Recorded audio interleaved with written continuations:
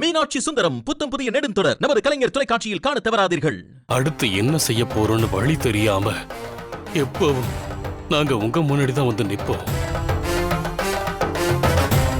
நம்பிக்கையான வார்த்தை சொல்லி நாங்க கொண்டு வந்த பிரச்சனை தீர ஒரு வழியும் சொல்லி எங்களுக்கு தைரியம் கொடுத்து அனுப்பி வைப்பீங்க.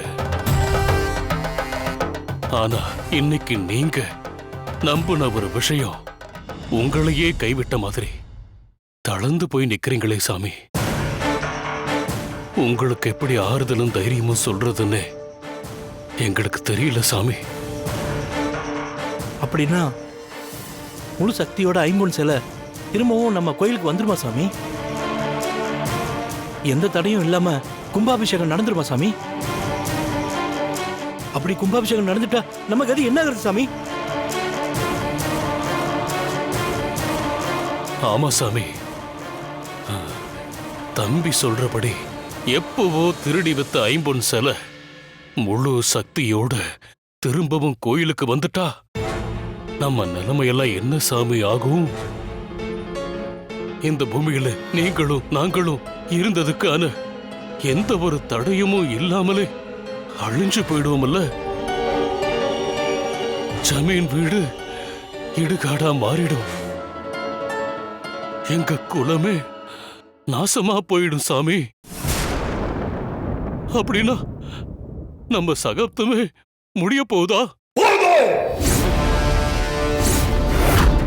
போதும் ஆவுடை, நீங்க பேசுனதெல்லாம் போதும்.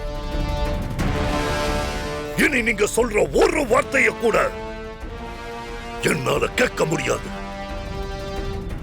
என்னைக்கு எனக்கு ஆதர்ஷன கனவு வந்துச்சோ அன்னைக்கே அந்த துர்காவை அழிச்சு ஒழிக்கணும்னு நான் முடிவு பண்ணிட்டேன். ஆனா இன்னைக்கு எனக்கே சவால் விடுற மாதிரி ஒரு யுகத்துக்கே எடுக்க முடியாத செய்வினைய அவ எடுத்து காட்டிட்டா. அவளை இந்த காலனுக்கு சவால்னா ரொம்ப பிடிக்கும். எனக்கு கடைசி மூச்சு இருக்கிற வரைக்கும் எப்பேற்பட்ட சவாலையும் ஜெயிக்க நான் போராடிக்கிட்டே தான் இருப்பேன்.